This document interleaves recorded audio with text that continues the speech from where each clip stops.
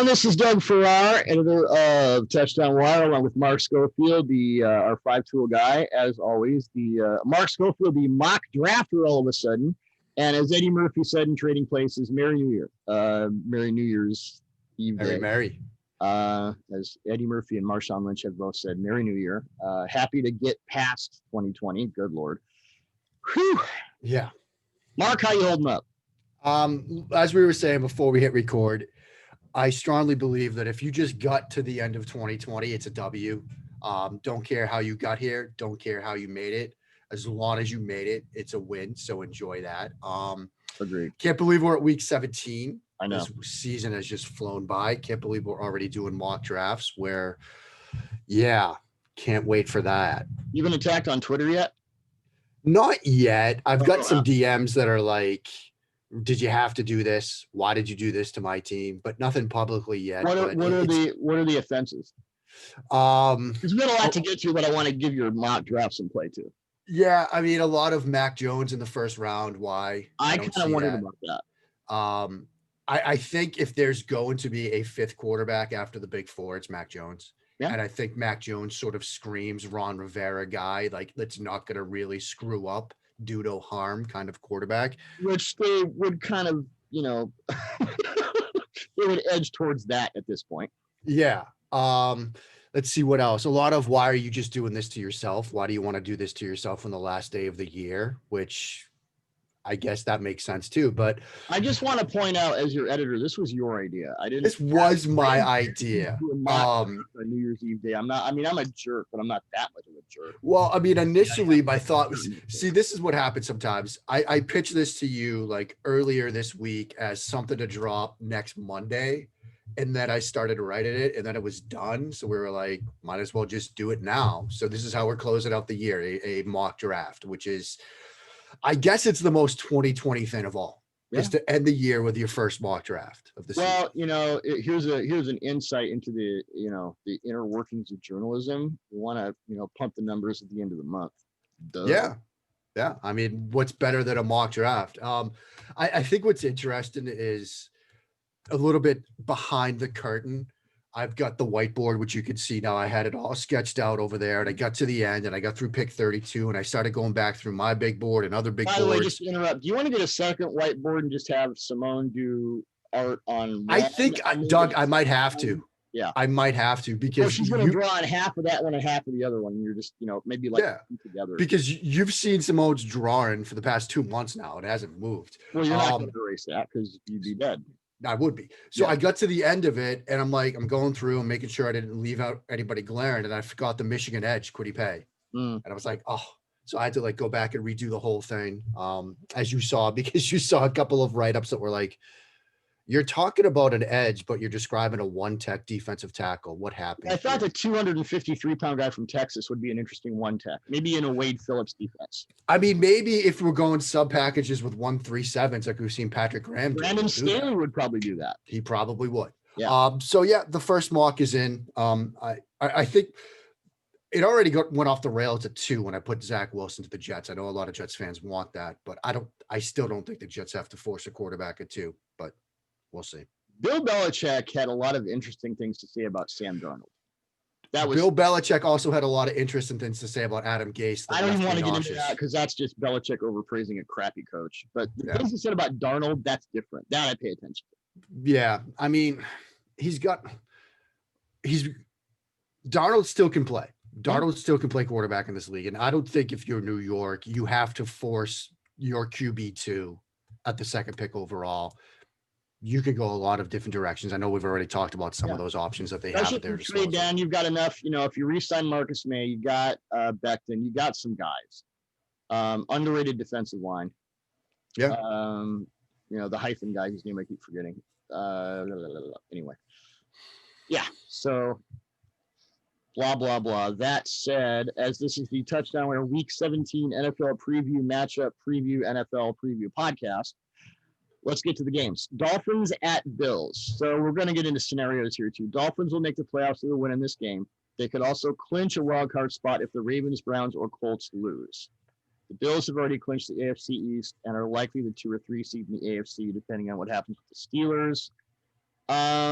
the thing with Tua, benching Tua for Fitzpatrick, it's the second time they've done that this year. I want to ask your thoughts on where Tua is right now, but I want to bring up one thing the Raiders did with the change in coordinators. I'll move down to my Raiders notes here.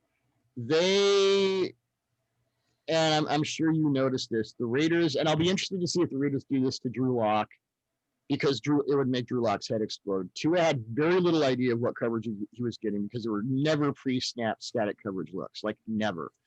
They were going amoeba from linebacker depth to the secondary, almost creating defensive motion for information and impact, as you would expect an offense to do. Even if there was an obvious quote-unquote look pre-snap, it was never the same post-snap. There's always one guy moving around in sort of an undefined joker robber space, and the safeties were spinning one way or another late. And this does not bode well for Mr. Locke. When Fitzpatrick came in, they did a little more no huddle, a little more tempo, because they kind of had to. But Chan Daly has said previously that, the kind of speed no huddle benefited Tua. And I was surprised they didn't do more of it before they benched him, because obviously if you've got a defense that is throwing different looks at you in every play and having to communicate that, I would think the first thing you want to do is speed up the clock. Yeah, and I was very surprised at how they sort of handled Tua in the game plan, especially when you saw that you broke down from the Raiders what they were doing pre-snap to confuse Tua. You'd think you would use tempo to sort of get them out of that, to force them to sort of be more static. And what was interesting was you saw that effects when Fitzpatrick came in. When they were going tempo, there was a lot of static nature to that defense. You look at some of the reads, some of the throws, that's what happens. Splitter to Gesicki. You don't have time to communicate. It's not like the players get worse or dumber. No. You just can't. You can't say, okay, we're spinning from 2 to 3. The 2 read is now this. You're playing palms, whatever. You just don't have time to spit that out. Yeah, so you just kind of have to line up and play. As far as the whole Tua and how Flores is handling that, like, I'm still generally okay with sitting a rookie quarterback, a young quarterback down if he's struggling and hurting himself and hurting your team, particularly at this point. Like when they first made the switch to Tua and it was like, this is a team that's arguably in playoff contention. Like you're worried about protecting him for the future. Now you've got a shot at actually getting into the playoffs. And if you keep running the guy out there and lose games as a result, you're going to lose the locker room. Mm-hmm. And so Flores is in a tough position right now because he has to balance the future with the present. Like if you go all in on developing Tua and protecting him while sacrificing the opportunity in front of you, because as much as we'd like to think that Miami could pick third in the next year's draft and have 2 first rounders and really load up for run in 2021, runs don't always come around. Like things can happen. And so why sacrifice the present? So he's in a tough position. If you shot Flores up the truth serum, even he wouldn't say, yeah, I expect us to be 10-5 and the 5 seed. No. This was not supposed to be a 1-year turnaround for them. So the fact that they're in this position, like you have to sort of do what you can to make the most of it. And so they're lucky that they have a backup in Ryan Fitzpatrick that can come in and do what he did, even with his face getting torn off on a throw for the ages. So, they're in a tough position, but Flores has handled it the best that he can. I'm very curious to see how Buffalo plays this game. I know McDermott has basically said, look, we're going to play to win. We're going to do, play our starters and stuff like that. I don't know.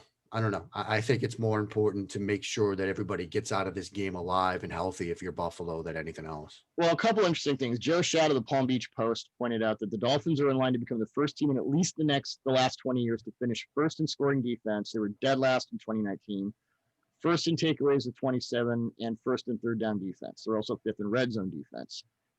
We automatically assume that Flores is in charge of this because he's a defensive coach and had the game plan against the Rams in 53, but Flores gives a defensive coordinator Josh Boyer most of the credit. Huge obvious test against the Bills if the Bills play their starters, but there you are. And then Dan Orlovsky of ESPN had a breakdown of Josh Allen threw 4 touchdowns against the Patriots, 3 to Stephon Diggs. But the fascinating one, and I wrote about this morning in Anatomy of the Play, and when we put up the podcast on Touchdown Wire, I'll refer to Dan's piece and to my own. This showed that the 4-yard touchdown to Lee Smith, which was Buffalo's first of 4 passing touchdowns against New England. really smart, taking a really smart defense to the woodshed from a mental perspective. Pre-snap, Allen waves Stephon Diggs in motion from right to left and points to safety Kyle Duggar like that's your guy to block because we're running the ball. Duggar reacts to this by giving his teammates, specifically safety Adrian Phillips, run keys on the backside. Play action at the snap. Smith runs a leak route right over Phillips, who is consumed by the fake and by Allen's pre-snap actions. Meanwhile, Diggs runs out to the right side with J.C. Jackson on him, and he just, at a certain point, J.C. Jackson pissed Stephon Diggs off, and you never want to do that. And then Stephon took J.C.'s lunch money, and that was that. But they had Gabe Davis running a crosser from left to right, Dawson Knox running a crosser from right to left. Either way, Josh Allen went on this play. He had a walk-in touchdown to the right side to Diggs, left side to Smith. And Lee Smith is a blocking tight end who's built like a Ford Bronco, who's caught like 2 passes in his life. I think if you're Brian Daboll, if you do that to a Bill Belichick defense, it's time for a frosty beverage, and you're not paying for it. No, you're not. And what's interesting is, with all the credit that Daboll is getting for Josh Allen, it's not like he's just saying, here's mirrored Carl Flatt, and I'm going to make you a good quarterback doing that. They are, and I'm more impressed the third touchdown to Diggs, where he started to sprint right and wheeled left. Yep. There's a non-zero chance that was designed. Because Allen really wheels around quickly. And, watching that play, it's not like he was getting immediate pressure off that edge and had to spin. There's a non-zero chance. The blocking is there. If you watch that play, the blocking is there. He's still got a pocket. He just sees that immediate flat route is taken away, so he spins back. There's a non-zero chance that's built into the play. They're toying with New England's defense. I mean, yeah. Put that in your brain box and process. Right. Yeah. Read that. Listen to that again. What Doug just said. They're toying with New England's defense. Now, it's not like New England's defense has been great this year. No, it's a Bill Belichick defense. The man has a defensive game plan against these Buffalo Bills from years ago in the Hall of Fame. So when you can start batting them around like a cat with a little chase and mouse toy, you've done something pretty special. Well, here's the other thing I think, and when I really broke that play down, I'm like, okay, they got Duggar on the front side. He's a rookie. Adrian Phillips, first year with the Patriots, 6 years with the Chargers. Chargers play more zone than any team, ever. So now he's in a more man-heavy, although the Patriots play more cover 3, whatever. But if Jason and Devin McCourty are the front side and backside, quote-unquote, suckers on that play, I don't think they run it. I think Daboll had that in his quiver. When we get and I'm not, when I say mental matchup, I'm not questioning the acuity of either player. But Duggar's a rookie, and this is Adrian Phillips' first year in New England's defense. And it's not like they have the guys they had last year. So I think this was Daboll saying, when you get the guy on the front side and the back side, we've been talking about this play for this deception for 6 weeks. When you get the matchup you want, run it. And that to me, because we talk about, Daboll has schemed Josh Allen up something fierce. And it's never it's not a denigration of the quarterback to say how well he's schemed up. You have to run a passing offense this advanced. You have to buy in totally. And Josh Allen was, working with Tony Romo when, because of COVID, there were no off-season programs. So Josh Allen is bought in completely. It's just that perfect marriage. And of course, it's going to come to an end in about a month because Brian Daboll is going to be a head coach. But it's, oh, by the way, Kenny Stills is visiting Buffalo, so let's give the Bills another deep threat. Like they need right now. But yeah, I mean, look, Buffalo's got something special right now. I really, looking at the AFC, and we've talked about it before, I don't see a team other than Kansas City that's as complete a football team right now in the AFC than Buffalo. Well, we're going to get to Kansas City. I don't think the Chiefs are complete right now, and I think it's a very surprising problem. Ravens at Bengals. Ravens will make the playoffs with a win. They could also clinch a wild card spot if the Browns or Colts lose.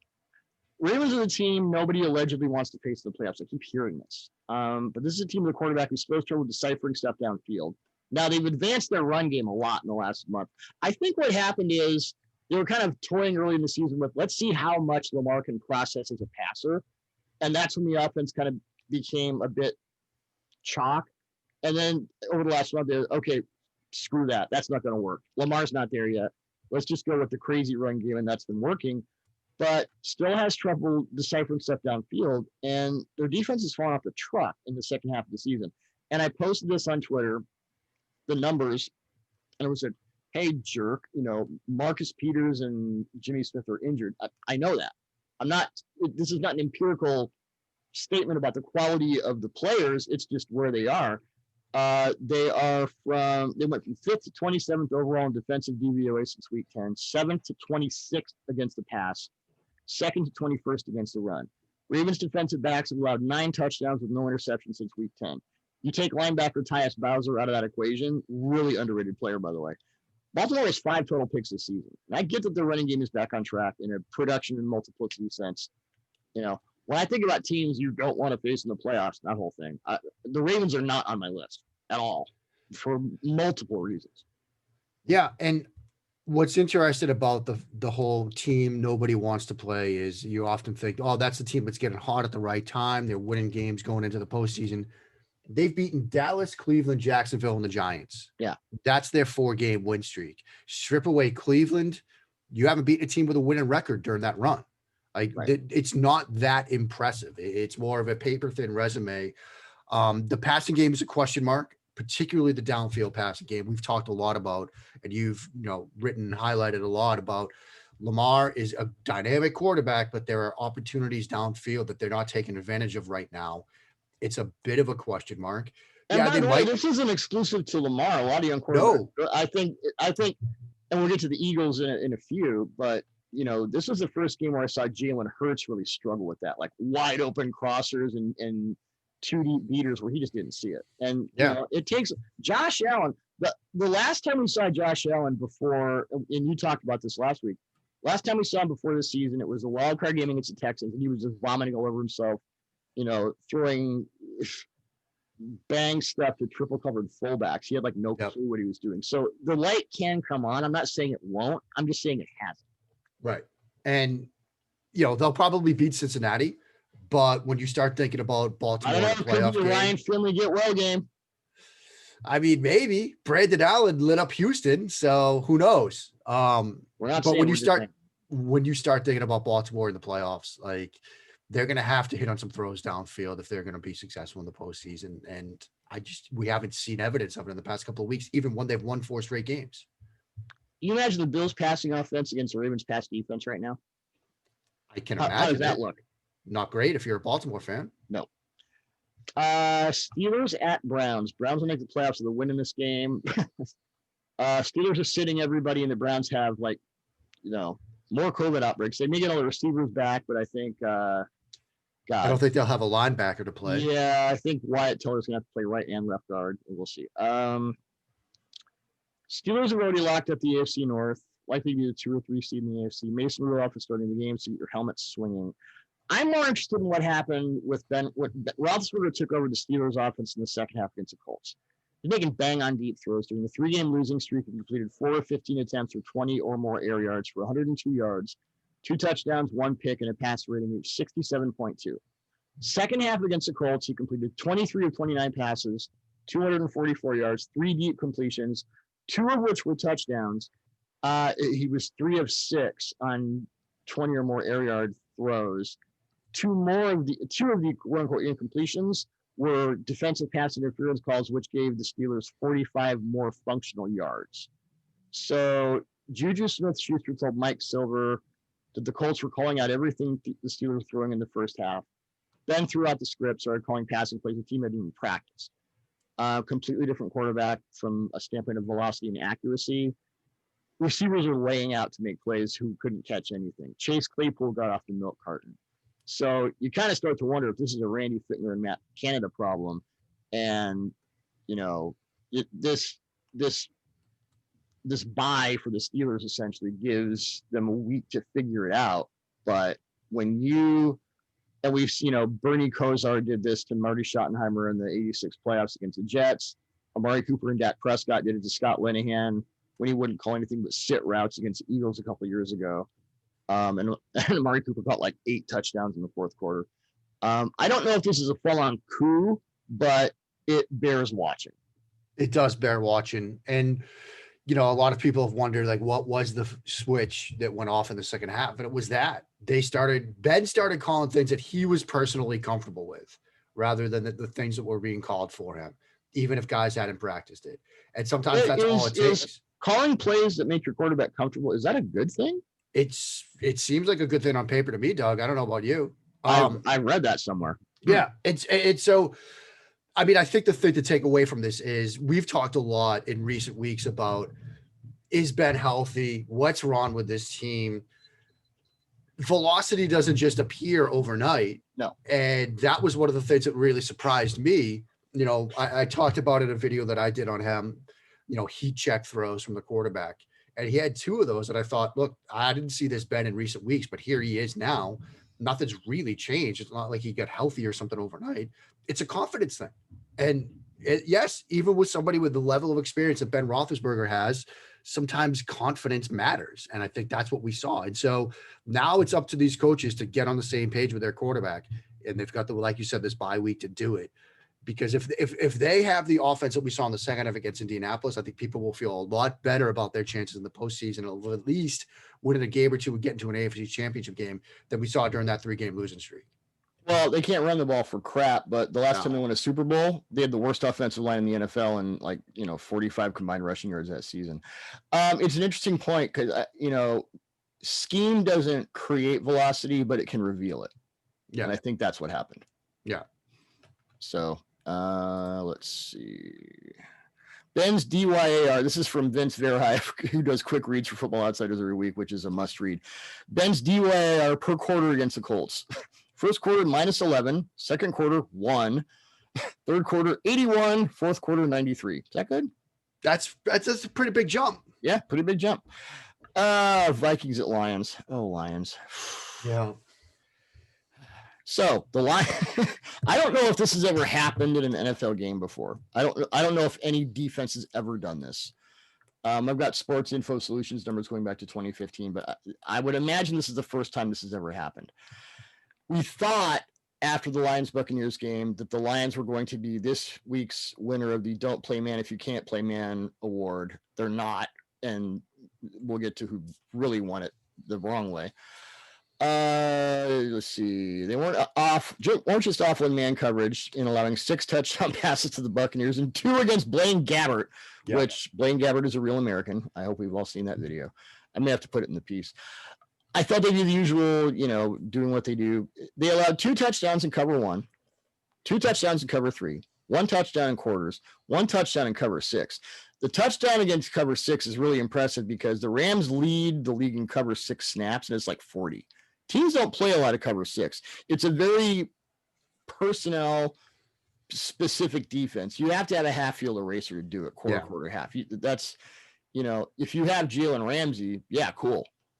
Just because he's Jalen Ramsey, you can play, essentially match or matchup man or, half zone to that side. So yeah, 2 touchdowns in cover 1, 2 in cover 3, 1 in quarters, 1 touchdown in cover 6. Bingo. I mean, I don't know what else to say here. Yeah, I know they were short like 26 coaches, but good Lord. They were short 26 coaches. Tom Brady had a game for the ages in the first half. I think the more sort of interesting thing to take away, or at least think about from that game is, since their bye, we've thought the Buccaneers have maybe figured it out, but they also played Minnesota and Detroit. And Minnesota's defense is real. Was that the game after which Mike Zimmer said this is the worst defense he's ever had? No, that was this past week. Oh, okay. Where they got lit up by, who did they lose to this past week? It doesn't matter. Their defense is bad. Zimmer called it, it's New Orleans with Drew Brees, who can't throw a seam route right now to save his life. But can't throw anything right now to save his life. That's a big problem for them. But yeah, it is. So Kirk Cousins will probably throw 9 touchdown passes and whatever. Probably. Jets at Patriots. The only thing I say about the Patriots in retrospect this year, they had COVID opt-outs. Gilmore wasn't healthy. I understand the defensive regression, but I mentioned this and I wrote about it and I was like really pumped to see, because Bill Belichick going back to, through his time, especially, as Bill Parcells' defensive coordinator, in all sorts of New York iterations, he's probably had to design game plans for more mobile quarterbacks than any other coach in NFL history, because he had to deal with Randall Cunningham twice a year. And then you fast forward to the mobile quarterbacks of the modern age. So I figure Brady's gone. He had 20 years with Brady. They had that one game with Jacoby Brissett against the Texans where they just ran basic read option and waxed the Texans all over the place. So I thought, he's got Cam Newton. This is going to be fun. They ran a little bit of go-go, a little bit of zone read, but I am really disappointed. I wouldn't even say shocked, just disappointed, kind of mortified at how vanilla that run game has been. New England's run game was more interesting schematically with Jacoby Brissett in one game than it was with Cam Newton all year. I don't really know what to say about that, except that, if we're talking about the Brady versus Belichick thing, that's one thing. But I'm really surprised that Belichick and Josh McDaniels and Ivan Fears and all those guys, obviously all brilliant coaches. And I don't think it was because Cam had 11 rushing touchdowns this year. This wasn't a Cam problem. Tied a Grogan record. Yeah. I think, Doug, so many people in New England are focused on the who in terms of the quarterback question going forward. But I think the bigger question, or at least as big a question, is the how. Yeah. In terms of how are they going to develop their next quarterback? Because it's not like Josh McDaniels has a proven track record of quarterback development. He went in on Tim Tebow. And look, and they just lost their quarterback coach, Jed Frisch, to Arizona. So they have a quarterback coach, which brought up the Adam Gase stuff, which, as I said on other shows, I will be on I-95 driving north with my mask on if they try to hire Adam Gase as their quarterback coach. Like I will bar him from the building myself. But they have to get that part right, because you look at some recent success stories, i.e. Justin Herbert with Pep Hamilton as his quarterback coach, and Pep should be getting some head coaching offers. You need to have like Ryan Tannehill the moment he escaped Adam Gase. Yeah, that too. So, I mean, yeah, they've got to get that part of it right. And they have to figure out what they want to be schematically. Do they want to be the offense that they were with Tom Brady? Do they want to be the offense that they probably should have been with Cam Newton? What do they want to do schematically? I think they were caught between the two worlds this year, and it was a problem. I just don't get it, because you got him on a one-year deal. It's not, you're not throwing into the Lions per se. This is kind of who Cam Newton has always been. You're not, it's not a 5-year, $90 million guy that you're trying to save from, breaking his leg. Right. Why did that go-go stuff worked so well? Why didn't you run it more? What the hell? I don't know. Your job and do your job. They've run, you can search "do your job" on YouTube. You have 14 different Patriots do your job things. I don't think the coaches did their job. I'll say it outright. I think the Patriots coaches had a really disappointing year, and is that's an odd thing to say. To put it, it is odd to say, but I do think that there's a lot of truth to it. Cowboys at Giants. Winner of this game will be the NFC East champion if Washington loses to Philadelphia on Sunday night. Washington wins, both the Cowboys and Giants will miss the playoffs. Where are we, Daniel Jones and the Giants offense at this point? I think the defense has been a little weird the last couple of weeks, because I'm like the total Patrick Graham guy, and it's like, what are you doing? But Jones is pretty much a pocket guy at this point due to injuries, and that's not ideal. Yeah, I think they're going to have to score if they want to win this game, because here's a question. Let's say Dak Prescott comes back to the Cowboys and the Eagles release Carson Wentz. If you're an NFL GM, who do you want as your quarterback? Like, you need a quarterback, and all things being equal, you can have either one of these guys for the same salary. Who do you want, Andy Dalton or Carson Wentz? I think right now it's Andy Dalton, which is something I can't imagine saying, 5 months ago, but I think that's where we're at with Carson Wentz. I couldn't imagine it saying like 1 month ago, but yeah, but Dalton has been good. And it's not like Dalton is this like incredible talent, but when you watch him, he's doing it in the Mike McCarthy offense. So I give him like extra points for that. I think any quarterback who succeeds in a Mike McCarthy offense should have like 20 points added to his DVOA score. Right. A lot of it is just making the, on time, in rhythm. And he's got 3 super talented receivers around him. And you watched that game last week. Gallup's open. Cooper's open. Lamb's open. He's so good. No one talks about him, but he's so good. 3 of them are so good together. And, we finally saw, because when they made the Lamb pick, everybody was like, oh, this could be the best 11 personnel trio of receivers in the league. And we're finally seeing that now. But yeah, And yes, they were playing an Eagles secondary, which featured you and me, I believe. Right. You played safety and I played slot, and it didn't go well. It wasn't great. No, it wasn't great. But, you know, if you look at the 3 NFC East teams that have a shot to win that division right now, I think it's easy to say that Dallas is the best team right now than out of the 3. And it's not, I mean, well, we can talk about the Eagles right now, I guess. Just my notes watching Jalen Hurts against the Cowboys. Jalen Hurts' third start was a mixed bag. Really nice design runs and RPO concepts to keep an aggressive Cowboy front on its heels. And this, by the way, Washington's, you know, they're go. So this could be like off of RPO read, Jalen Hurts could have 20 rushing attempts for 150 yards and, you know, 2 touchdowns and throw the ball like 10 times.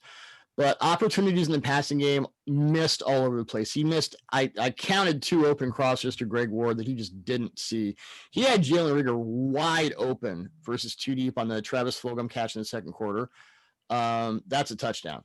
I don't think Hurts is a guy you need to break from bailing in the pocket Mayfield style, but he will have to learn to quicken the processing speed over time so he can play with even more timing and anticipation. He has the potential to do both consistently. He's kind of between the see it and throw it guy and the anticipation guy right now. And that's fine. You know, first year, didn't have an off-season program. He's trying to figure it out. So, you know, Doug Peterson has one more game in which to scheme this guy up because the Eagles are out.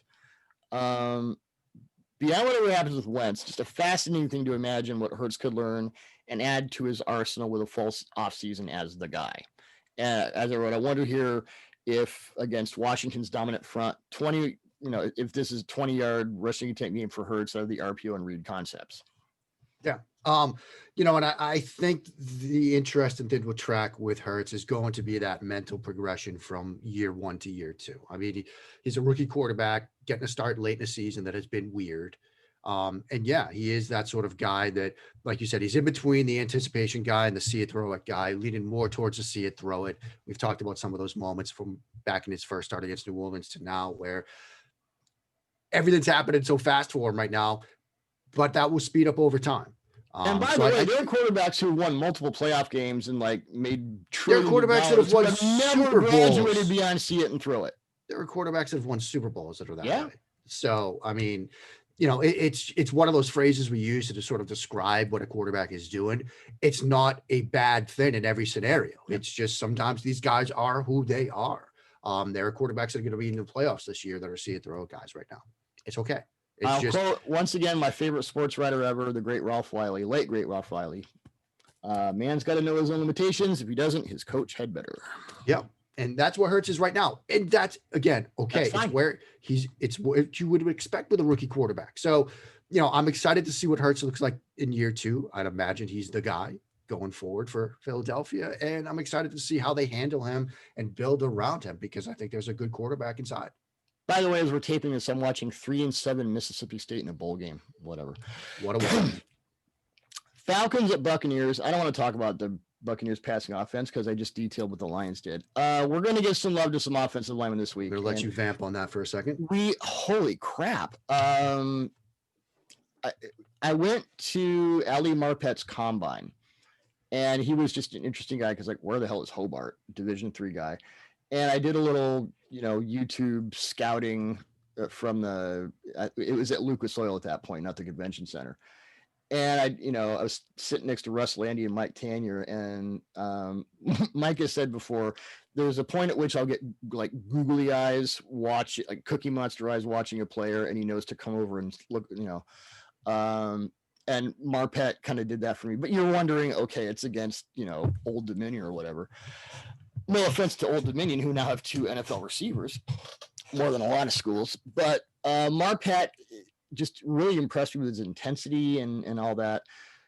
And we did this with Wyatt Teller about a month ago, the on-off report. The Buccaneers splits with and without Marpet are astonishing in the passing game. He's been on the field for 723 snaps this season, off for 207. Enough of a sample size. With Marpet on the field, Tampa Bay has a passing EPA of 0.19. Off the field, it's minus 0.013. The positive play rate goes from 42 to 52% when he's on the field. Completion percentage goes from 60.4 to 67.6. Yards per attempt goes from 6.4 to 7.9. Yards per dropback goes from 5.5 to 7.5. One left guard is worth 2 yards per dropback. Touchdown rate goes from 3.7 to 7.4. Interception rate goes from 3.7 to 1.3. So basically, without Marpet on the field, they are in a touchdown interception rate perspective. They're a dead even team. When Marpet's on the field, it's a 6.1% difference. Pressure rate goes from 34.8 to 22.5. Sack percentage goes for, I should be Marpet's agent. Jesus. You should be. Sack percentage goes from 4.3 to 3.2. Blown block pressure rate goes from 18.4 to 8.8. I'm going to say that again. Blown block pressure rate with Ali Marpet on the field goes from 18.4% to 8.8%. Blown block sack rate goes from 2.8 to 1.7. Yards per target. And we talked a lot about Brady in the deep passing game and coordinating with the receivers. Yards per target, when Ali Marpet is on the field, goes from 6.3 to 8.1. Missed time with a concussion. When he's on the field, that passing game works. When he's not, it doesn't. End of story. We spent, everybody in football media spent a ton of time trying to figure out what was wrong with the Buccaneers offense in their passing game. It was Ali Marpet's concussion. Yeah. It might just be as simple as that. So it's Occam's razor, right? Sometimes the simplest answer is the right one. Yeah. He's very good. And he's preposterous. And he's also they've been more consistent in the run game, mostly because they don't have a run game. You know, when you run the ball 2 times a game, it doesn't matter. But wow. And this is one of those things that haven't studied Brady for years, haven't watched him for years. I've often stressed that the most important part of an offensive line in front of Tom Brady are the guards in the center.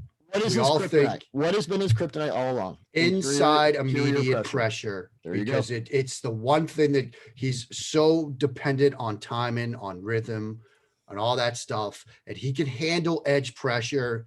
He's not a super athlete, but he's as mobile as it can get at the quarterback position in response to edge pressure because he can step around it with ease. But that immediate inside pressure is what frustrates him to no end. And when you have a guard like Ali Marpet in there, he's going to be comfortable. He's going to be protected. If he's not, that's what's going to get him. And so the answer was staring at us in the face. We were so excited to write about Bruce Arians and concepts and highfalutin stuff and pretend like we were smart, like I sometimes do.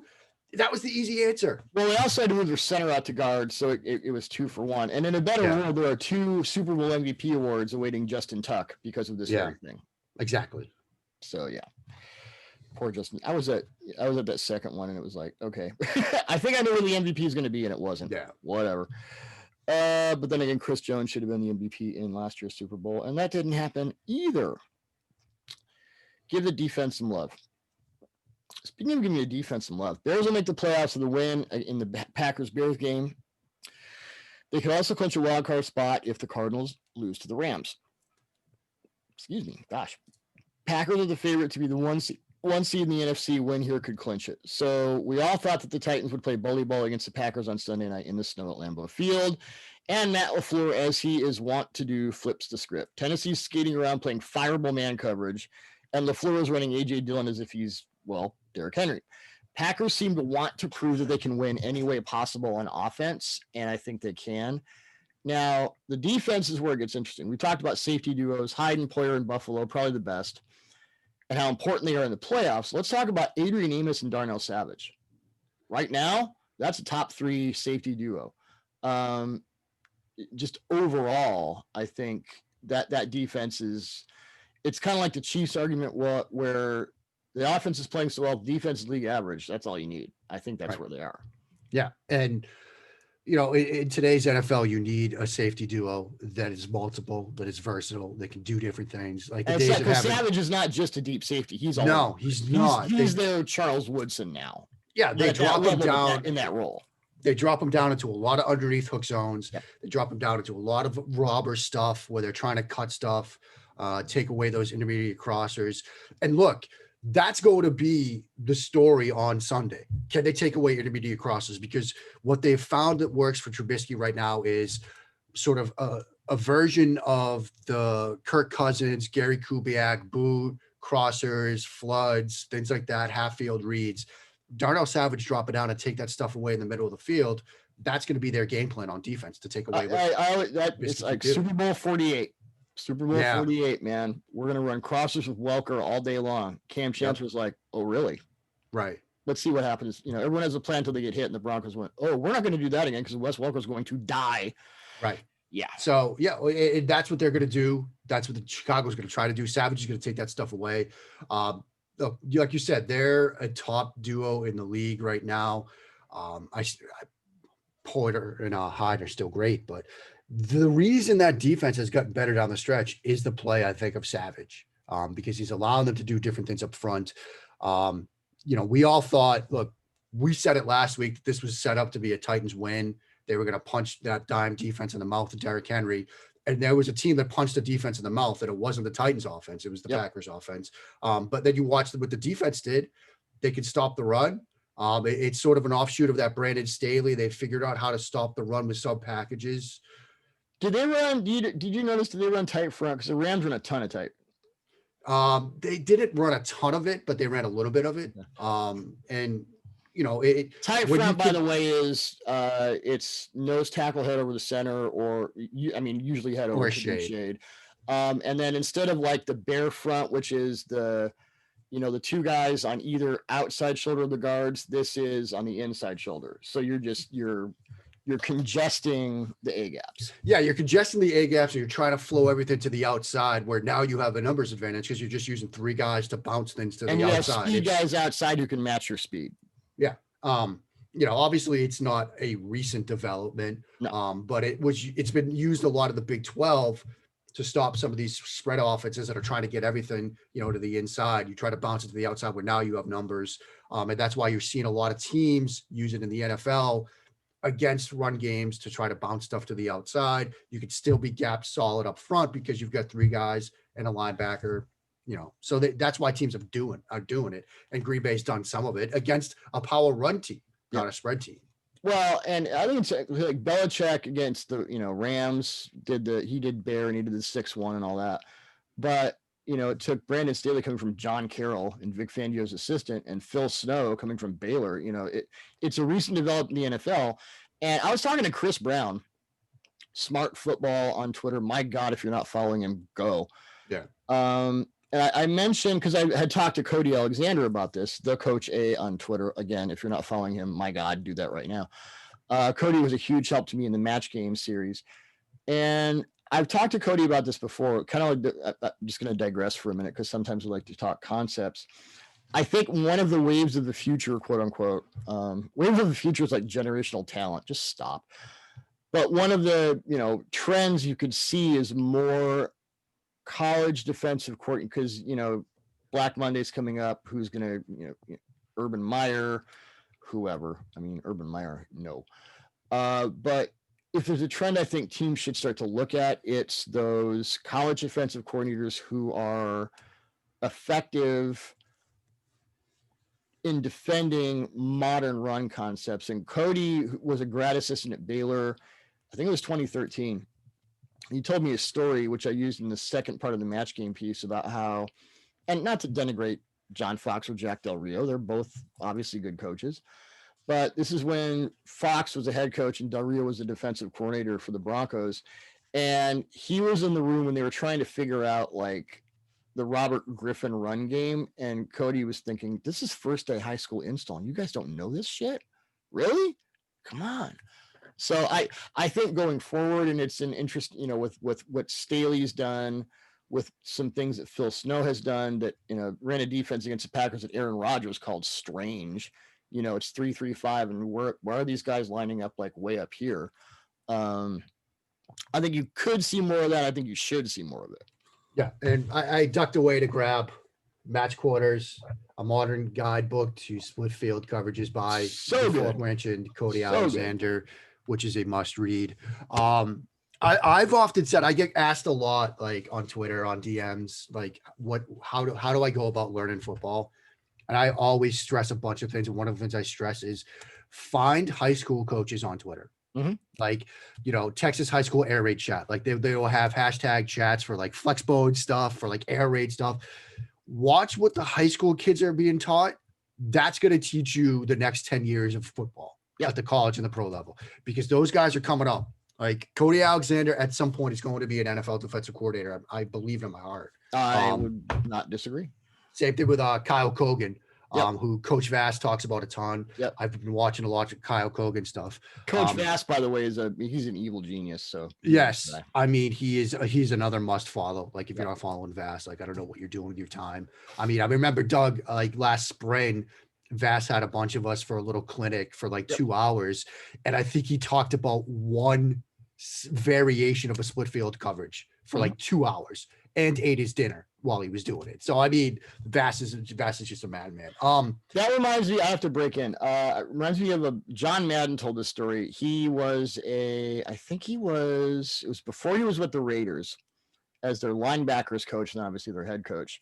And he went to see Vince Lombardi at a seminar. It was an 8-hour day. And Vince Lombardi talked about one play, the Packers sweep. Yeah. 4 hours, lunch, 4 more hours, one play. Yeah. Anyone who tells you that football is just a bunch of guys running into each other, no. This is indeed rocket surgery if it's done right. Yeah. But yeah, in terms of like modern NFL defenses, like people always think that like defenses are static, No. Well, it can be if you're screwing it up, but it should. Right. If you're screwing it up, if you're just going to be a spot drop cover 3 team, but you have to adjust to what offenses are doing. And the best way to do that, the best way to learn what's happening is to see what guys are doing in high school. Yeah. Jaguars at Colts. They're not starting Minshew again. Fire everybody. I'm so done. Colts need to win this game and have either the Titans, Ravens, Browns, or Dolphins lose to make the playoffs. The Colts win and the Titans lose. Indianapolis would clinch the AFC South. However, no Anthony Costanzo for the playoffs per multiple reports. Not good. You have to wonder what happened to the Colts on both sides of the ball in the second half against the Steelers. I didn't get it because I did a long piece on Ben in the second half and all that. So I saw the Colts defense, obviously, and they were still like, waving down to get what they thought was underneath stuff when all of a sudden Ben was throwing it downfield. That's that's a pretty easy thing to figure out. Did you, by any chance, watch the Colts offense in the second half? Was that just the Steelers defense doing what it does, or I don't know? I mean, it was partly the Steelers defense doing what it does. It was also, Indianapolis got away from the run game a little bit. And I think that would be something that they should have relied on more, particularly as that comeback was taking effect. I mean, you watch a lot of what they were trying to do in the pass game. Guys were just more active up front. You saw some tipped passes. You saw some pressure on Rivers. You saw some pressure on Rivers that forced early checkdowns, sort of took away. Like you wrote in the first half of that game, wait, Rivers is throwing deep. I mean, I remember seeing that piece go up. And then that stuff gets sort of taken away by pressure up front. Well, in my podcast notes, I said, this is there's a guy for Tulsa named Muskrat. That's cool. Sorry, I'm watching a bowl game. By the way, Tulsa has a linebacker, Xavier Collins, by the way. He was in the first round of my mock. Jordan Reed at the Draft Network has been talking about him. He's a guy that can play all over the place. He's like 6'4", 260, but he can like flex out to the boundary if you put a running back out there and run with him. He's going to be a first rounder, I think. And Tulsa just tried the Hale Murray and it didn't work. So apparently we're calling the Lockheed Martin Armed Forces Bowl as we're doing the podcast. Multitasking, baby. Yeah. Well, what I said in the podcast rundown in my notes was this is Phillip Rivers against the Steelers defense, a lot of one-step drop and, get the ball out. So maybe that's what happened. Yeah. And I think the concern. So we're spinning it forward here because obviously you don't give a crap. Yeah. The concern with Indy going forward is twofold now with Costanzo being out. Can they protect Rivers, and what Rivers are we going to see? Yeah. Are we going to see the guy we saw in the first half against Pittsburgh, or the guy that we've seen at multiple times this season that made you think, I'm not so sure that Philly should sit him down or not? Like there were talks about going to Jacoby Brissett earlier in this season. So, when you start thinking about playoff teams, potential fatal flaws, I know you're working on that. Like I think for Indy, it's pass game, Rivers protecting him. Well, is he protected, and what kind of Rivers will you see? Those two things are inexorably intertwined for Rivers more than most quarterbacks because he's not mobile and he's not necessarily a great mover in the pocket either.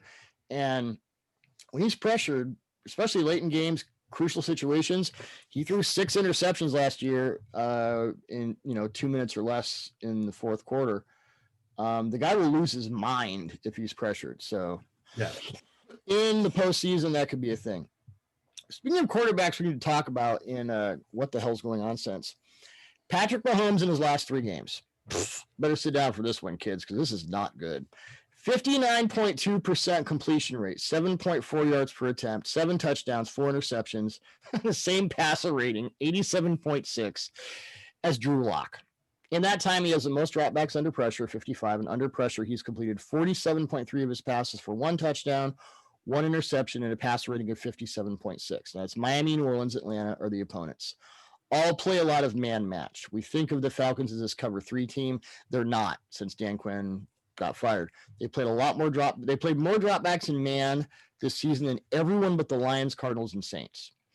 Not that the Chargers, who play a crap ton of zone, will present the same issues, but you got a 3-week stretch, and against, you can factor Denver in there too. That wasn't that great. A lot of pressure.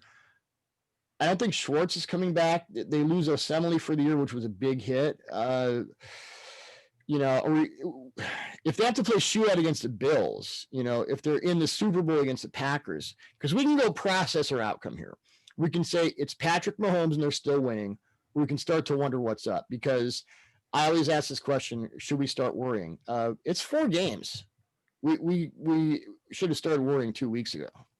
Yeah. And first of all, it seems like you're ducking something here, and I'm not going to let you off the hook, because on this show last week, you said the Chiefs were going to struggle with Atlanta. And I kind of looked at you. I was trying to be humble for once in my life. I'm not going to let you be humble. I'm going to let you take that victory lap, because if they had not falconed, I would have you still get a win for that, because it's not like you said that they were going to, pull off the upset. You said this is going to be a closer game than people expect. Yeah. So, well, the Falcons have been really creative with their blitzes, and Mahomes has struggled throughout his career. Broncos did it in his first year as a starter. It was the first time I noticed it. It was it's a combination of 3 things. It's blitz, it's late coverage switches, and it's match over the middle. Yeah. And it's a really interesting, defined, cool combination. And yes, you need to string amazing things together to stop Patrick Mahomes because he's him. But yeah, if you deplete his entire offensive line, that kind of sucks too. Yeah, I mean, Falcons were really creative with blitzes in that game, and it was a problem. The thing that doesn't make me want to full on panic if I'm a Chiefs fan yet is the thing that teams haven't been able to really do is do what we've seen teams have success with for a full 60 minutes. You have to be able to slow them down for the full 60, because they could score so quickly with Mahomes and the weapons they have. Teams have come close. The Chargers earlier this year, obviously the Niners in the Super Bowl last year, where they could slow you down for 50, 55, 57. But it's the 60 that's the tougher part. I think, is there a team that's going to be able to combine pressure with coverage that really is a threat to them beyond Buffalo? I mean, I don't even know if Buffalo can do it, because Buffalo could cover. We talked about the safety play. They're not that team. But they're not that team. That's not what the Dolphins could. The Steelers could. But then the flip side to that is, can you then score? Can you score enough? I mean, the Bills could switch it up. They're not spot drop. They're not boring, but they're not that team. Right. I mean, I think if you had the Dolphins defense and the Bills offense. Well, yeah. Yeah. But I mean, teams that could do it. The Broncos could do it. The Chargers could do it. The Patriots could do it. And none of those teams are in the playoffs. So Right. In the NFC, depending on who they play, the Packers could do it. The Saints interestingly enough, the Packers could outscore them too. The Packers could outscore them. I mean, I think in terms of thinking about potential matchups in the AFC, if I'm Kansas City, a team I don't want to see, interestingly enough, is Cleveland. Because Cleveland, they have bad safety play. We get it. But they have one guy. Oh, no, dude. If I'm the Chiefs, I want the Browns all day, because they have no deep safeties. And they have the one. Like he's great anyway. That they're going to put up a 50 burger on that defense. That's just the way it is. They have one guy that can get after you, Myles Garrett, up front. And sometimes we've seen some teams have success with that against that banged up line. Yeah, but Myles Garrett can't clone himself. He's going to come from one side. Mahomes is going to run. They're going to make razor calls. He's going to run away from him and throw for 400 yards. Yeah, you're probably right. I'm just trying here. The team that nobody wants to deal with right now is the Bills. If the Steelers, because the whole thing with the Steelers now is, okay, you're resting Ben. Is that more important than reps? Like, no, let his arm, let him warm up his arm. And that's kind of the inverse of all these other teams we're talking about. Steelers have that defense and a halfway functional offense, deep passing game, intermediate passing game, just consistent passing game. Yeah. If Mahomes has the Titans or the Ravens with their defensive injuries or the Browns, I think that's game over. Yeah, you're probably right. Pretty easily. So anyway, it's a unique combination of things that the Falcons were able to manifest. And, who would have thought the Falcons could do that? We all still think that they're a cover 3 team because we have Dan, visions of Dan Quinn dancing right. Heads, and that's not who they are anymore. You can change. Well, you can change unless you're the Cardinals. Right. Cardinals can clinch a playoff spot with a win over the Rams. The Rams can clinch with a win or a loss by the Bears. Before I get into my problems with the Cardinals, we've got Arizona hot shot John Wolford starting. Cooper Kupp is out. All the running backs are out. But give us your Wolford scouting report, because I actually asked you to do this, and you scored, dude. He's not Jared Goff. I mean, I think that's the place to start with it. You know what? I'm really okay with that. And that honestly might be enough right now. What was interesting in yes, I actually watched some AAF stuff this week to get a reminder of, although in all my scouted notebooks over there, over my left-hand shoulder here in the upper left, those are all my handwritten notes from quarterback evaluations back to 2016. And I didn't have it. I must have thrown out my John Wolford notes for some reason, because I thought maybe it's a whole separate notebook that you put somewhere else. Maybe it is. But I just thought, why would I ever need this? And apparently I should have held on to it. So that's a lesson, kids. Hold on to everything. Hoarding is not always bad. He was good against cover 4 middle of the field open coverages.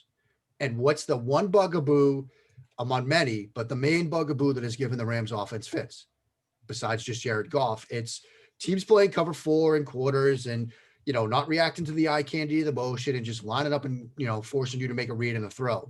Goff struggled with it. And I'm sure you're probably pulling up his numbers against middle of the field open coverages, but they're bad. And John Wolford and his first I don't think AAF I need start, to do statistical studies about Jared Goff anymore. I really don't. Probably not.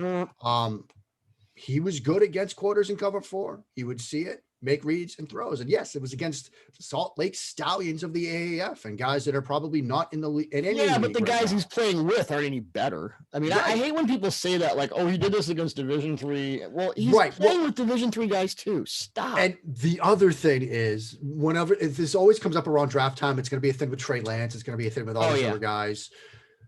They're also going up against coaches. They're also going up against coaches whose entire week is spent trying to confuse this guy with the roster that they have.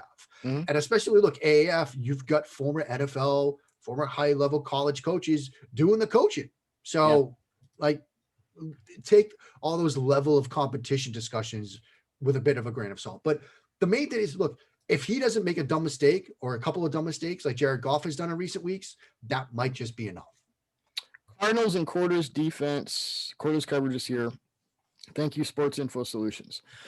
65 attempts, 55 catchable passes, 43 completions, 602 yards, 4 touchdowns, no interceptions. QBR against. The only team with a worse QBR against than the Cardinals in quarters is the Giants. Huh. Interesting.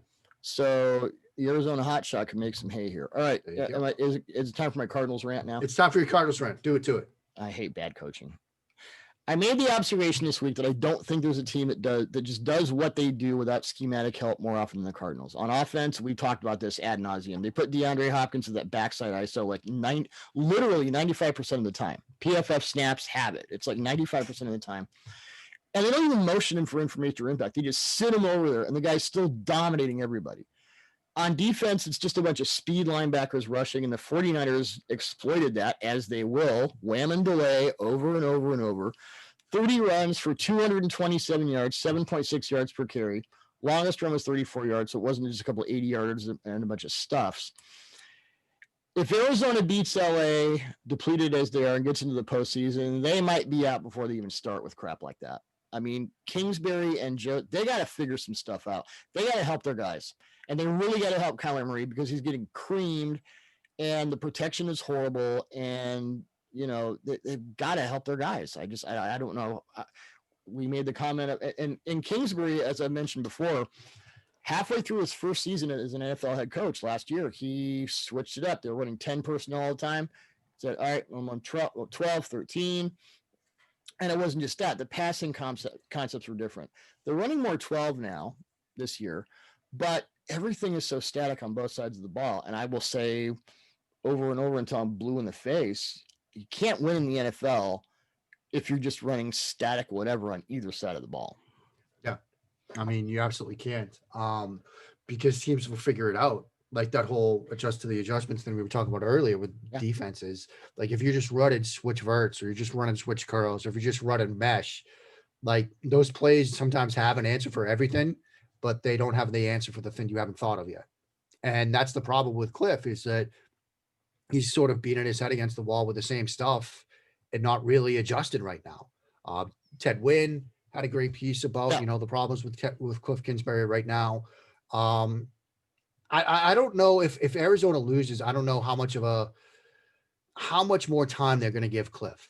How does he probably gets another season, but I'm starting to wonder where he's going to be the offensive coordinator of in 2022. Well, he's going to feast off the fact that the year before he was hired, the Cardinals had maybe the worst coaching staff I've ever seen on both sides of the ball, especially Mike McCoy and off. That was just an embarrassment. But you look at the Cardinals, they're lost to the Dolphins, beat the Bills, Hail Murray, lost to the Seahawks, lost to the Patriots, lost to the Rams, beat the Giants, beat the Eagles, lost to the 49ers. I mean, this is not an impressive team. And no, it's not an impressive second half of the year. It's not an impressive team, but they have impressive personnel. So then what's the problem? Right. And also some of this might be, a lot of people, and myself included, thought, oh, Arizona, man, they could be a playoff team. DeAndre Hopkins, maybe they're just a year ahead of where they should be. Maybe we, like myself, thought too highly of them going into this year. I think they could be where we thought they would be if they would just help their guys. Yeah. I mean, that could certainly be it. But it's kind of been it's been a very bad second half of the year because like their recent wins, the Hail Murray play, which, okay. And then they beat the Giants and the Eagles. Those aren't really impressive wins. I mean, when you go into Foxborough, it's usually a tough place to play, but they lost to a Patriots team that's not very good. This is, by the way, the first meaningless game at Gillette since Gillette opened. Yeah. I'm not really not trying to stab you in the side there, but no, I mean, look, I've had many people tell me, look, it's been 20 years of us having to see this, so you're going to get it back. And I understand. Like, it's the way this works. I think the last time the Patriots didn't make the playoffs, but beyond the 20, like with Brady, I think was like the last time the Mariners made the playoffs. So yeah, it was the year after their first Super Bowl. Yeah. Seahawks at 49ers. Seahawks defense for their Week 8 loss to the Bills. This is per John Boyle of Seahawks.com. What's up, John? Last in total defense, 404 high. Last in total defense, last in passing defense, 30th in scoring. Since then, including the Week 10 loss to the Rams, the Seahawks have, over the last 7 games, the NFL's best scoring defense, 15 points per game. They're 3rd in total defense in yards, 6th in pass defense, 3rd in opponent yards per play average, 5th in opponent passer rating, and they've recorded 24 sacks, tied for the most over that span.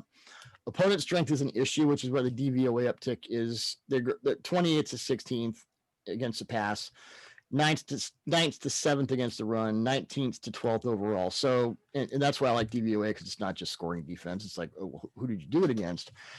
But if their offense is humming, and it's been iffy of late, this is another team you don't want in the playoffs. Jamal Adams, yeah. DJ Reed, as I've said before, if you're 5'9" and you're starting in that defense, you better be good, and he is. Carlos Dunlap, how did they? That was the heist of the year. It was. So Seattle's defense, all of a sudden, it ain't the LOB. I saw the LOB up close, and it ain't that, but it's good enough. It's good enough. I mean, and that's the answer on the defensive side of the ball in today's NFL. Yep. And the improvement on defense is legitimate. I think Dunlap is a big part of it. I think he's so good. Jamal Adams being like back and fully healthy or close to it is good. He had a couple of cross-field stops against the Rams that were just insane. Like I haven't seen speed like that since Earl Thomas. Yeah. And he's very good with what he's asked to do. Yep. And yeah, I mean, when you think about the NFC at large, New Orleans, they've got questions, which I know we're going to talk about in a second. The Packers, they've answered a lot of those recently with their defense, but Tampa Bay's got questions. Whoever gets in from the NFC East is obviously going to have questions. Seattle might be sort of figuring out the answers to their questions at exactly the right moment. And I'm not sure if it's still possible. It was happening last week where like 14 different things need to happen. The Packers and the Saints need to lose and the Seahawks need to win. But is there some way they can get the one? They can get the one. They can still get the one, which they get the one seed and then no one's at whatever it's called stadium now. Lumen Stadium, is that it? Yeah, whatever. I remember the 2014 NFC Championship game. Them Packers where they had to come back and right. That was I was on the field for Beastquake. Mike Silver and Liz Matthews standing next to me thought, hey, this field is kind of. But the craziest game I ever saw was in the press box for that Seahawks Packers championship game. The press box was bouncing like this. It was just like, God, I think we're going to get injured, but I had changed my lead 5 times for that. Ready for SI. That was fun. If I had to go to the locker room, I told my editor, write the first sentence. Here's the rest of it. Go. Yeah. Saints at Panthers. One guy we haven't talked about the season and it factors highly into the Saints postseason chances. Robert Mays had a podcast episode where he had Brandon Thornton on for the best offensive lineman, and there's no one better than Brandon at that. As we know, NFL 1000 alum. He had Teron Armstead as his best left tackle. No argument for me. He's been dominant in 2 very different offenses. And I remember the Flacco Jackson year. This is what I was saying, that Ronnie Stanley was so good because he had to be dominant in 2 different offenses in the same season. I think Armstead's doing that this year because you got the Peyton passing game as much as Breeze can handle it when he's healthy. And then you've got the F-week run package when Taysom Hill's in there. And so that's impressive. And then that entire offensive line versus the Vikings on those, Kamara's 6 touchdowns, the interior offensive line, that was not safe for work. That was evil. No. Those guys were killing. And offensive linemen, 11 out of 10 offensive line, 13 out of 10 offensive linemen will tell you they want to run block because that's just bring it. And that's what they did. That was like a snuff film you find on the dark web. That was Game of Thrones. That was some Game of Thrones shit. It was. And Armstead must have gotten coal in his stocking, man, because he was angry. Like he blocked one guy like into the stands at one point. By the way, with an injured hand most of the year. Yeah. Are hands important to an offensive lineman? Very important, Doug. Yeah. The bigger question, though, is Breeze. Yeah. And with a lot of these discussions, we've really sort of spun it forward to the playoffs. And I think that's what we do here. They need that bye. They need Breeze healthy. He had a couple of throws, that seam route up the left side that got, ripped away. It's not there right now. Good, Bob. Now, look, it's the rib fractures, it's the torque and the throw in motion and all that. So it's not a situation where I think Breeze is cooked. His arm is done. He's not healthy. And they need this bye. They'll probably get a win against the Panthers, but they need losses around them to get it. I don't know if they're going to get the losses around them they need. I don't know. The Panthers now, you didn't really see it last week, but what the Panthers did against the Packers with the 3-3-5 stuff and what Aaron called the strange defense and the college stuff. If Phil Snow shows that again, and he's only really shown it against the Packers that I've seen, and Chris Brown was telling you to see Ohio State Mint package. So again, college stuff coming up to the NFL. That, I'm not quite making the Falcons Chiefs thing, but I would not underestimate the Panthers defense in this particular iteration. Yeah. Especially if they have to run, inside against a tighter mint front. That's not easy.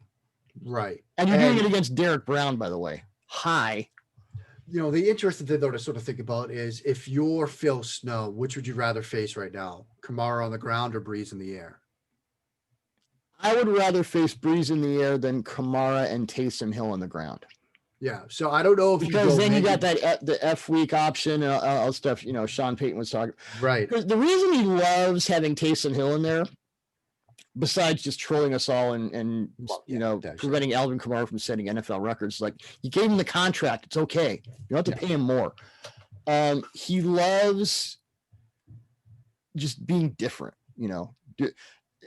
I don't agree with it. I don't like it. But if I'm Phil Snow, Breeze as he is right now, I would much rather face Breeze than I would that run package where you have, you've got to Reed Hill.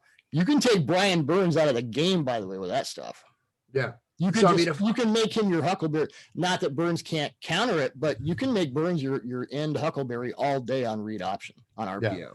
So look, if I'm Snow, then I'm doing the converse of what we've talked about with a lot of other defenses. I'm going heavy and stacking the box and saying, "Oh, Drew Brees, like you throw the ball away. Have one touchdown where you beat us, and then we'll back off. Other than that, until and then if we'll run 3-3-5. We'll run, we'll vary our coverages. Yeah. But the 5 sacks against Aaron Rodgers, and a lot of front multiplicity. I keep talking about this, like the Buccaneers did it to him too. Rodgers' 2 really bad games this year were against front multiplicity and aggressive coverage. Yeah. How is Breeze not vulnerable to that? By the way, there was now a fight in the Lockheed Martin Armed Forces Bowl, and there's a third. Happy New Year, guys. Anarchy. Speaking of anarchy, Titans at Texans. Titans will clinch the AFC South title with a win. They could also clinch a wild card spot if the Ravens, Colts, or Dolphins lose. Texans, of course, are out of it. Free Deshaun. So this week's winner of the Don't Play Man If You Can't Play Man award, and I got to get T-shirts so we can send them to people. Seriously. That would be the Titans. They ran cover 1 on 5 Packers dropbacks and gave up 3 touchdowns on 4 completions. They have now allowed 21. Now, when we say man, a lot of red zone touchdowns come against man coverage, so I get it. But you can also take those numbers out with little sliders in the SIS database. So, but the Titans have now allowed 21 touchdowns and no interceptions in man coverage. The Lions have allowed 21 touchdowns in man this season, but they have 4 interceptions. The Texans have allowed 19 touchdowns with no interceptions in man coverage. So Titans and Texans, you have 2 defenses that have allowed a total of 40 touchdowns and no interceptions in man coverage. This could be the worst man coverage game of all time. It really could. It's going to be brutal. I mean, over and over and over. You're playing cover 0 against Devontae Adams. Devontae Adams has 11 touchdowns against man this year. The second guy has 5. What the? Someone has to, do you scout? Do you have an advanced scout? SIS costs $99 a month. You're a $1 billion organization. What the hell? I don't know. Ugh. I mean, and I'm sure that they have access to this data, but sometimes coaches are just going to call what they want to call. I mean, you can get on the phone with Sam Monson, Steve Palazzolo, Pro Football Focus anytime you want. Pay him, $100,000 and get all the charting. Yep. Why are you doing the same crap over and over? I don't know, because it works for Bill Belichick. Well, not this year it doesn't. Well, not this year it doesn't. I mean, I do want to highlight this. My boy Mark Johns at the Mark John NFL. Deshaun Watson having an 8.22 adjusted net yards per attempt while getting sacked 45 times is literally incredible. Especially since incredible. Sack totals lowered the adjusted net yards per attempt. He's third. The 2 guys ahead of him have 41 sacks combined. I'd love to know what the YPA is without, if you took the sacks out. If you strip the sacks out, probably 11. Absurd. Yeah. It's an absurd number. Free Deshaun Watson. Jeez. Although he's always been good against the Titans. So if you're Tennessee and you want to win this game to make sure you win the division, I don't know. I think John McClain, eternally wonderfully snarky Texans guy. Also, the guy who combines all the with Shireen Williams, the 2 people who do all the combine transcripts. So multiple medals for that, because then they have to deal with people like me being late. I think Derrick Henry has rushed for over 200 yards his last 2 times against the Texans. That may or may not be wrong, but it wouldn't surprise me, and it could happen again. Yeah. Washington at Eagles. Washington will clinch the NFC East title with a win in this game. We already discussed Jalen Hurts. I want to get into Dwayne Haskins for a minute. Both Ryan Leaf and Jamarcus Russell had more than 1,000 days before they were released. Josh Rosen was traded for a 12th round pick to the Dolphins. So that was in effect a release. Dwayne Haskins gets canned 600 and something days in. And I had multiple issues with him coming out of Ohio State. I didn't see it. Then again, I didn't see Justin Herbert, so it's not like I'm always right. But I think if this guy had a clue on the field, he'd have multiple lives. So you got an on-field and off-field thing. The only thing I want to say is if anyone's wanting to treat this as an indictment of black quarterbacks, shut the hell up. Get off my Twitter feed. Block yourself so I don't have to block you. And go write about curling. Just leave. Because the last guy that did this was Johnny Manziel. Yeah. So stop it.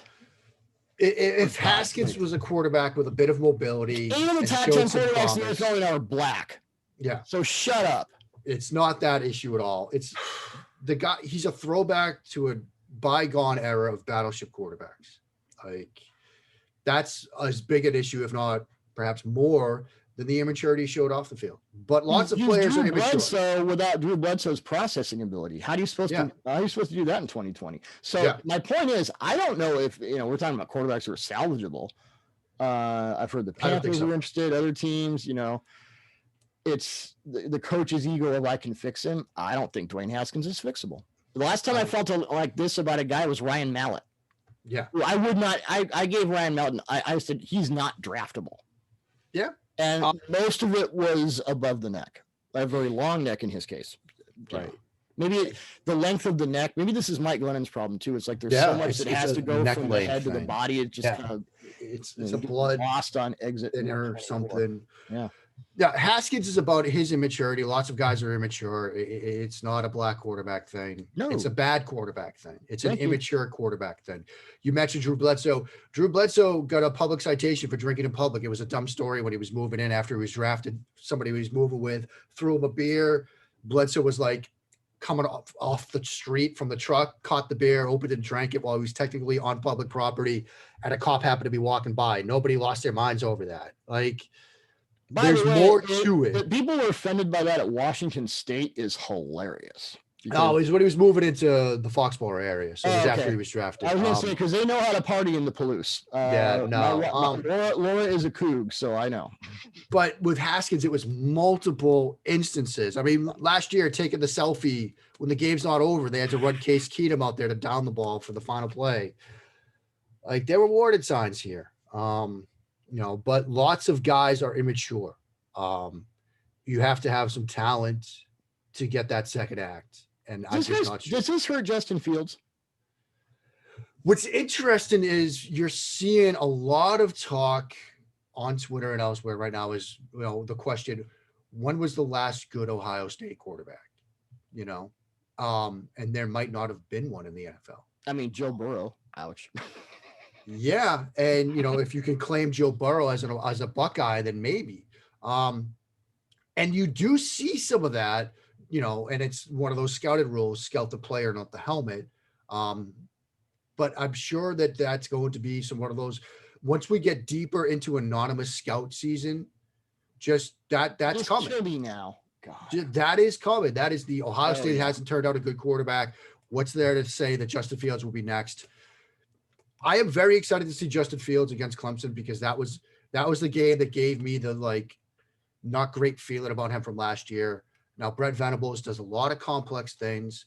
You're going to see a lot of different stuff of your Justin Fields, but I'm very curious to see how Fields looks against that defense this year. I haven't watched a ton of them yet. I was very unconvinced against Northwestern. So that was because with Fields, it was. You saw that Clemson game last year. That gave me he gets to the right answer, but he's treating it like a take-home test and not a timed examination, and that's a problem. The quarterback isn't multiple choice. No. A, B, C, or D. Go.